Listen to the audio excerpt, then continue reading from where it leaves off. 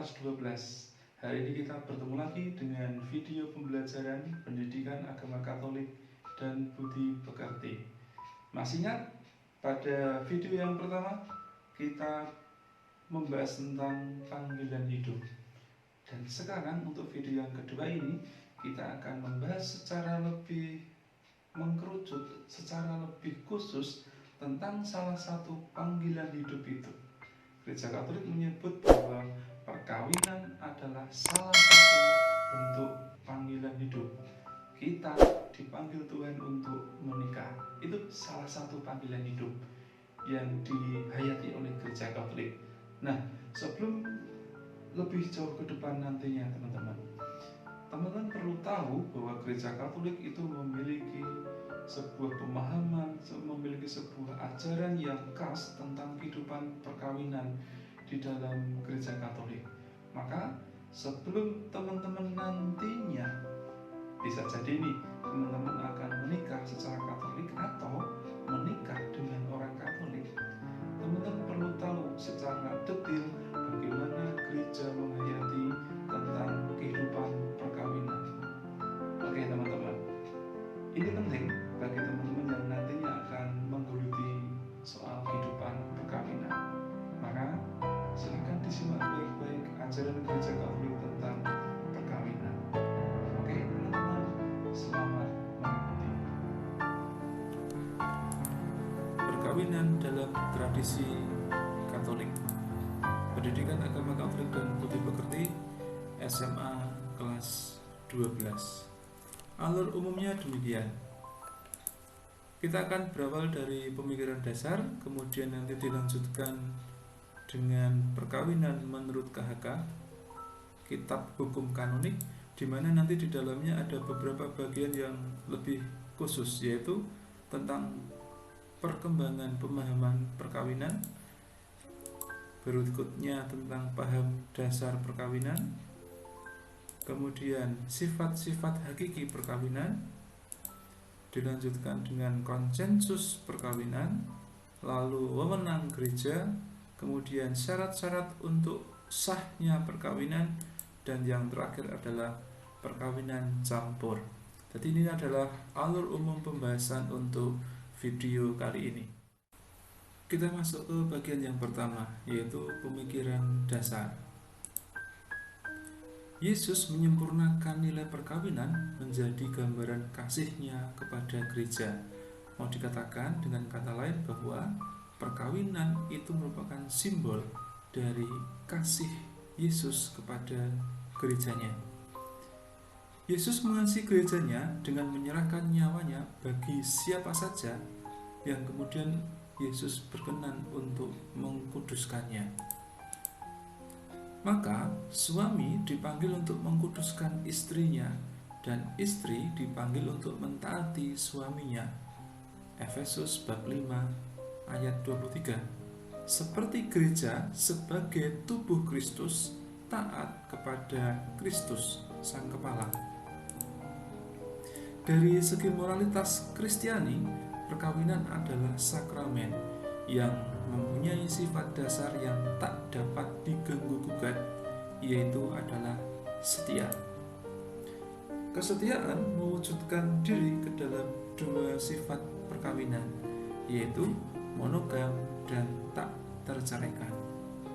Ketidaksetiaan oleh gereja lalu dianggap sebagai dosa. Nah, ketidaksetiaan merupakan dosa berat terhadap panggilan luhur manusia. Apa sih panggilan luhur manusia itu? Yaitu menjadi sakramen kepada teman hidupnya. Maka ketika seseorang itu berdosa karena tidak setia, maka dia lalu berdosa terhadap panggilan dirinya sebagai sakramen kepada teman hidup. Sekarang kita masuk ke perkawinan menurut kitab hukum kanonik. Di dalam kitab hukum kanonik ada beberapa bagian yang nanti secara lebih khusus teman-teman akan melihatnya. Yang pertama tentang perkembangan pemahaman. Perkawinan itu dipandang sebagai perjanjian atau covenant atau foedus, bukan lagi sebagai kontrak. Nah ini, kita perlu hati-hati untuk memahami perkawinan dalam gereja Katolik bukan sebagai kontrak, tetapi adalah perjanjian. Berdasarkan Humanae Vitae yang ditulis oleh Paus Paulus ke-6, cinta suami istri itu menjadi elemen perkawinan yang paling esensial atau paling dasar demi bonum conjugum atau kebaikan atau kesejahteraan suami istri. Di sini yang menjadi tekanan adalah cinta suami istri yang menjadi dasar dari perkawinan Katolik itu sendiri. Yang ketiga, perkawinan bukan lagi dipahami sebagai persatuan dua badan, tetapi persatuan dua pribadi. Maka ini menjadi hal yang berbeda, bukan menyatukan dua badaniahnya, tapi yang disatukan adalah kepribadiannya antara suami dan istri itu. Maka sifat persatuan itu adalah pemberian atau penyerahan diri seutuhnya. Pihak suami memberikan diri seutuhnya kepada si istri, dan istri memberikan diri seutuhnya kepada suaminya. Yang kedua adalah paham dasar perkawinan. Di dalam perkawinan itu ada yang disebut sebagai perjanjian perkawinan atau janji nikah. Maka kodrat perkawinan adalah suatu perjanjian berdasarkan pilihan bebas dari suami istri. Jadi suami tidak ada keterpaksaan, istri pun juga tidak ada keterpaksaan. Ini yang menjadikan mereka lalu mampu secara bebas untuk berjanji. Yang kedua, kodrat perkawinan adalah kebersamaan seluruh hidup atau seumur hidup, totius vitae, melalui janji perkawinan. Maka mau dikatakan perkawinan Katolik itu memiliki cakupan waktu yang panjang bersama seluruh hidup atau seumur hidup. Yang ketiga, perkawinan Katolik itu terjadi antara pria dan wanita, bukan pria dengan pria, bukan wanita dengan wanita, tetapi pria dengan wanita. Yang keempat, sifat kodrati mengarah kepada bonum conjugum atau kebaikan pasangan. Disebutkan bahwa perkawinan itu terbuka terhadap kelahiran anak dan pendidikannya. KHK 1985 ini tidak lagi mengedepankan prokreasi sebagai tujuan pertama dari perkawinan. Yang keenam, perkawinan Kristiani itu bersifat sakramental. Maka sakramen baptis menjadikan perkawinan mereka menjadi sah sekaligus sakramental. Yang ketiga, sifat-sifat hakiki perkawinan menurut kanon 1056. Sifat hakiki perkawinan Katolik yang pertama adalah monogam. Monogam itu artinya perkawinan antara seorang pria dan seorang wanita. Tak terputuskan itu artinya perkawinan berlaku seumur hidup atau penyerahan diri secara total tanpa syarat. Maka yang menjadi kesimpulan pada bagian ini adalah perkawinan Katolik itu monogam dan tak terceraikan atau tak terputuskan. Ada tingkat kekukuhan di dalam perkawinan gereja Katolik. Artinya perkawinan Katolik itu bersifat permanen dan tak terceraikan, baik secara intrinsik oleh kemauan suami atau istri ataupun ekstrinsik oleh pihak luar. Perkawinan antara orang-orang yang telah dibaptis memperoleh kekukuhan atas dasar sakramen. Jadi mau ditekankan di sini adalah baptis itu menjadikan perkawinan bersifat sakramental. Dalam hal perkawinan antara orang-orang yang telah dibaptis, perkawinan itu memperoleh kekukuhan atas dasar sakramen. Meski demikian, hukum masih mengakui adanya tingkat-tingkat kekukuhan dalam perkawinan sesuai dengan jenis perkawinan itu sendiri. Yang pertama, perkawinan putativum, artinya perkawinan tidak sah yang diteguhkan dengan itikat baik sekurang-kurangnya oleh satu pihak.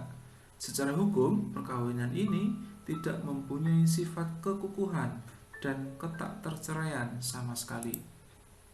Yang kedua, perkawinan legitimum antara dua orang non-baptis. Perkawinan ini sah, tetapi tidak sakramental, yang sekaligus mempunyai sifat kekukuhan, namun bisa diceraikan dengan privilegium Paulinum karena suatu alasan yang berat. Yang ketiga, perkawinan legitimum antara seorang baptis dan seorang non-baptis. Perkawinan ini pun sah, tetapi tidak sakramental karena salah satu pasangan belum atau tidak dibaptis. Perkawinan ini pun dapat dibubarkan karena suatu alasan yang berat dengan privilegium Petrinum, walaupun telah memperoleh ciri kekukuhan di dalam dirinya. Yang keempat, perkawinan ratum et non consumatum, artinya perkawinan sah dan sakramental, tetapi belum disempurnakan dengan persetubuhan.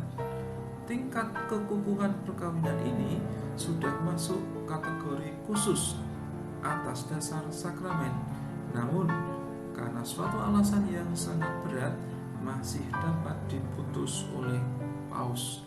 Yang kelima, perkawinan ratum et consumatum, artinya perkawinan ini sah, sakramental, dan telah disempurnakan dengan persetubuhan. Perkawinan ini pun mempunyai kekukuhan khusus atas dasar sakramen, tetapi lebih dari itu, bersifat sama sekali tak terceraikan karena sudah disempurnakan dengan persetubuhan. Bagian yang keempat, konsensus perkawinan, kanon 1057.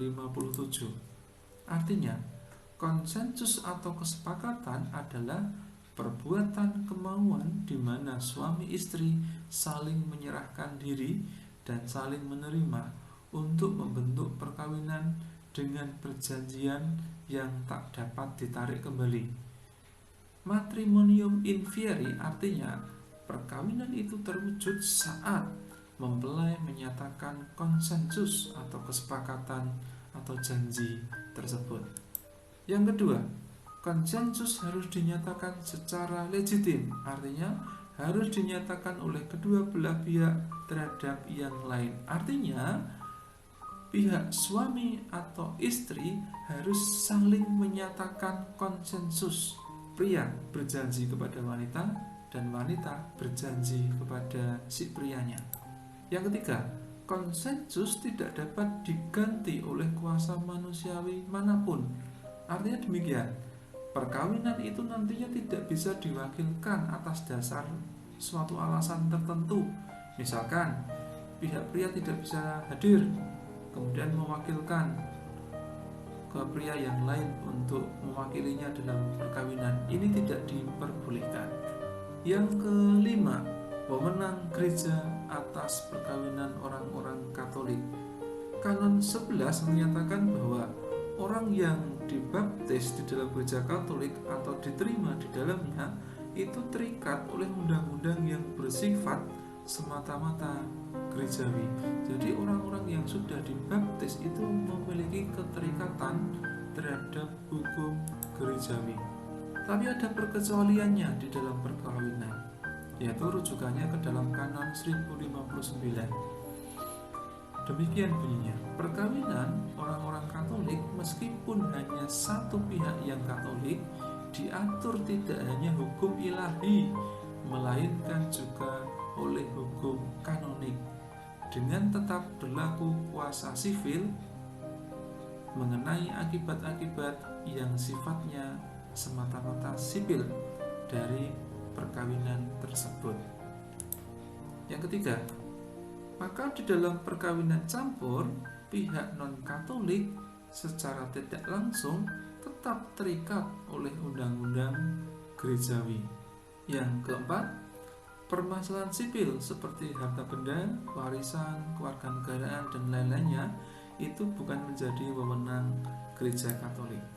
Sekarang bagian yang ke-6, syarat-syarat untuk sahnya perkawinan Katolik. Yang pertama adalah bebas dari halangan kanonik. Yang kedua, adanya konsensus atau kesepakatan. Yang ketiga, dirayakan dalam forma kanonika. Jadi 3 hal ini adalah syarat supaya perkawinan itu menjadi sah secara Katolik. Sekarang, apa saja yang menjadi halangan? Kalau tadi dikatakan terbebas dari halangan. Nah, sekarang apa saja sih yang menjadi halangan-halangan nikah itu? Yang pertama, belum mencapai umur kanonik. Pria 16 tahun, wanita 14 tahun. Maka ini akan menjadi halangan nikah jika prianya di bawah 16 tahun atau wanitanya di bawah 14 tahun. Maka perkawinan itu menjadi tidak sah. Yang kedua, impotensi. Ketidakmampuan untuk melakukan hubungan seksual suami istri disebut impotensi. Impotensi itu bisa mengenai pria atau wanita. Menurut Kanon 1084 ayat 1, impotensi merupakan halangan yang menyebabkan perkawinan tidak sah dari kodratnya sendiri, yakni jika impotensi itu ada sejak pranikah atau sebelum nikah dan sifatnya tetap, maka impotensi dapat menjadi halangan, menjadi tidak sahnya perkawinan. Yang ketiga, ligamen atau ikatan perkawinan terdahulu. Artinya demikian, orang-orang yang masih memiliki keterikatan perkawinan yang sah sebelumnya itu tidak bisa menikah lagi di dalam Gereja Katolik. Maka ikatan perkawinan sebelumnya itu menjadi halangan bagi orang-orang yang akan menikah secara Katolik. Yang keempat adalah perkawinan beda agama atau disparitas kultus. Perkawinan beda agama ini akan menjadikan perkawinan itu tidak sah. Supaya nantinya menjadi sah, maka pasangan yang menikah beda agama itu harus mendapatkan dispensasi terlebih dahulu dari pihak gereja. Maka perkawinan beda agama baru akan menjadi sah jika sudah mendapatkan dispensasi dari pihak Gereja Katolik. Yang kelima adalah halangan tahbisan suci. Orang-orang yang telah menerima sakramen tahbisan suci tidak bisa menerima sakramen perkawinan secara sah. Yang keenam, demikian juga orang-orang yang menerima kaul kemurnian publik atau kekal, seperti suster, budur, dan sebagainya, yang sudah mengucapkan kaul kemurnian publik dan kekal. Ini akan menjadi halangan atau menjadi tidak sahnya perkawinan jika nanti mereka memutuskan untuk menikah di Gereja Katolik. Yang ketujuh, penculikan. Pasangan atau pelaku penculikan yang nantinya memiliki niat untuk menikah menjadikan pernikahan itu tidak sah. Jadi pernikahan yang dilakukan karena sebelumnya telah terjadi penculikan menjadikan perkawinan itu tidak sah. Yang kedelapan, pembunuhan teman perkawinan. Perkawinan yang dilakukan yang ternyata sebelumnya itu terjadi kasus pembunuhan. Misalkan nih, saya membunuh seseorang supaya saya dapat menikahi pasangannya, maka perkawinan itu menjadi tidak sah atau disebut juga sebagai halangan kriminal. Pernikahan menjadi tidak sah kalau terjadi permasalahan kriminal atau pembunuhan terhadap salah satu pasangannya.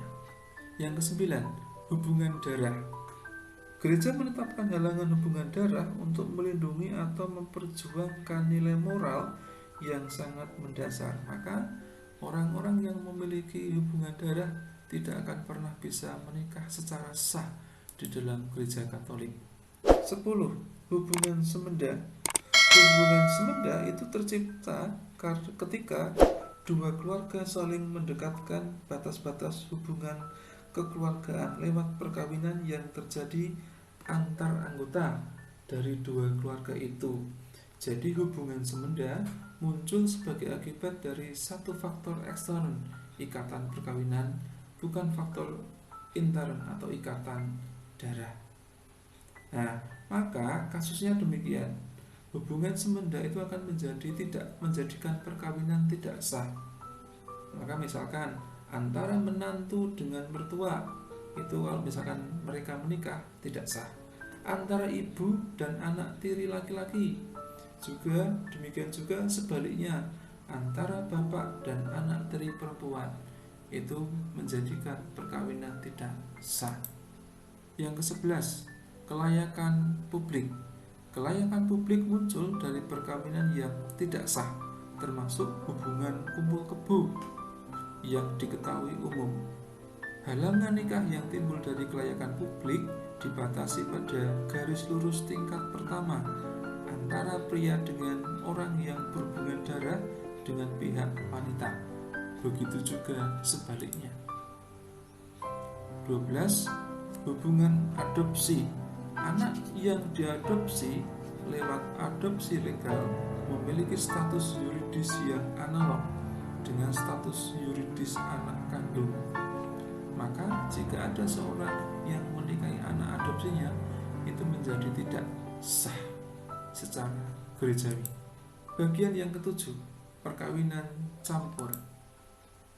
Artinya, perkawinan antara seorang baptis Katolik dengan pasangan yang bukan Katolik. Ada dua jenis perkawinan campur di dalam gereja Katolik, yaitu perkawinan campur beda gereja dan perkawinan campur beda agama. Perkawinan campur beda gereja itu artinya Katolik dengan Kristen. Kalau perkawinan campur beda agama itu antara Katolik dengan yang non-Kristen, bisa Islam, Hindu, Buddha, Konghucu dan sebagainya. Itu masuk dalam kategori perkawinan campur beda agama.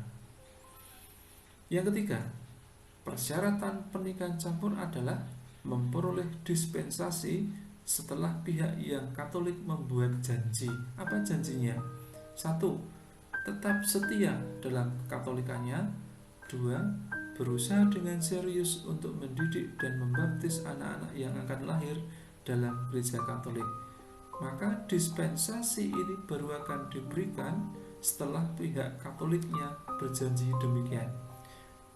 Dispensasi ini menjadi syarat supaya perkawinan campur itu menjadi sah.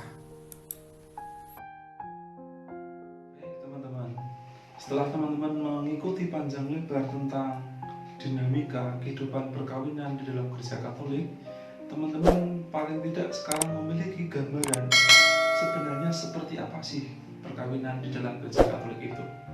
Nah teman-teman, sebenarnya di dalam internet atau mungkin di buku-buku yang lain itu masih banyak literasi yang bisa teman-teman gali untuk melihat secara lebih detail lagi bagaimana perkawinan di dalam gereja Katolik itu.